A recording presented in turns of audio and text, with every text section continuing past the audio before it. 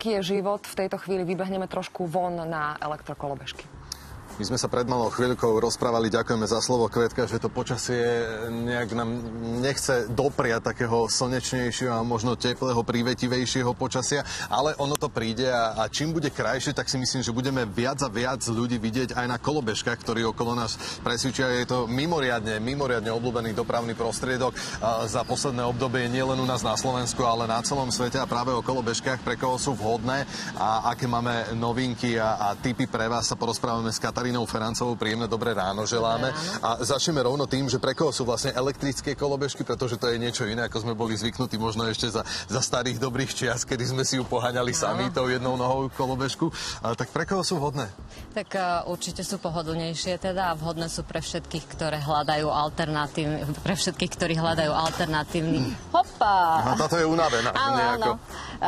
Ekologický a rýchly spôsob prepravy. A určené sú hlavne teda na krátke trasy v mestských štvrtiach, častiach, kde nie je dobre vyvinutá infraštruktúra určená pre automobily, bicykle alebo teda verejnú dopravu. A pri výbere elektrokolobežky, tak na čo by sme mali dávať pozor, čo by sme si mali všímať? No, podstatné je, na čo chceme tú kolobežku prevažne používať, či bude teda určená na prepravu alebo bude určená na nejaké rekreačné účely. Keď vyberáme kolobežku, tak by sme mali by sme dbať na to, že teda by tá kolobežka bola variabilná, aby sa dala dobre prenášať, aby nebola ťažká, to znamená, aby mala nejakú nižšiu hmotnosť. Takisto je dôležité vedieť, aká je rýchlosť tej kolobežky, maximálna teda, a takisto aký výkon motora.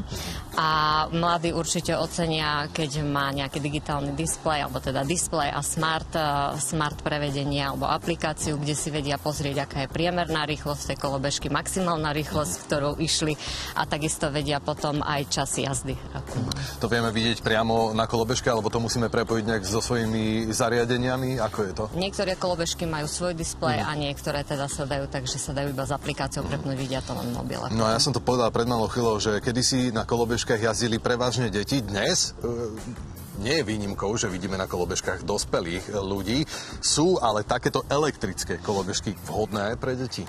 Môžu jazdiť na elektrických kolobežkách aj deti, nemali by mať však menej ako 12 rokov a môžu jazdiť len po cyklotrasách, po chodníkoch, po polných cestách alebo v obytných zónach, určite nie po cestách. No a teraz asi treba spomenúť aj zmluvné poistenie.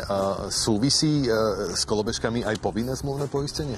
Zatiaľ ešte nie je to povinnosť. Od 1. augusta už by sme mali mať aj povinné zmluvné poistenie, pokiaľ kolobežka dosahuje vyššiu rýchlosť ako 25 km za hodinu.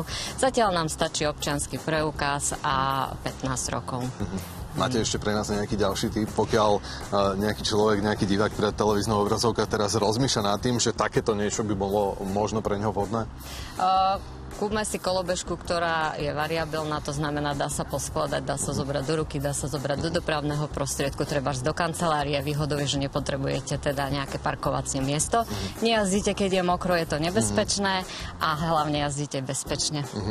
Myslím, že na kolobežke nie je povinné nosiť nejaké ochranné prostriedky typu prilba a podobne.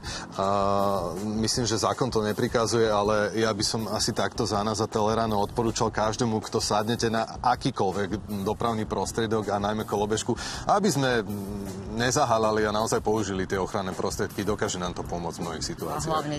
A hlavne deti. Myslíme na nich. Kveti? Ak vás zaujíma alternatívny, ekologický a rýchly spôsob prepravy, tak využite prednosti kolobežiek a zapojte sa do súťaže o výkonnú elektrickú kolobežku značky Senkor, ktorá má vysoký výkon batérie, mobilnú aplikáciu, LED svetlo, elektrickú a mechanickú brzdu, perforované pneumatiky a odolnú hliníkovú konštrukciu. Kliknite na Facebook Telerána a napíšte, kam by v prípade výhry smerovala vaša prvá jazda na elektrokolobežke. Tak, toľko súťaž, zapájajte sa, budeme vám držať palce a v tejto chvíli sa ideme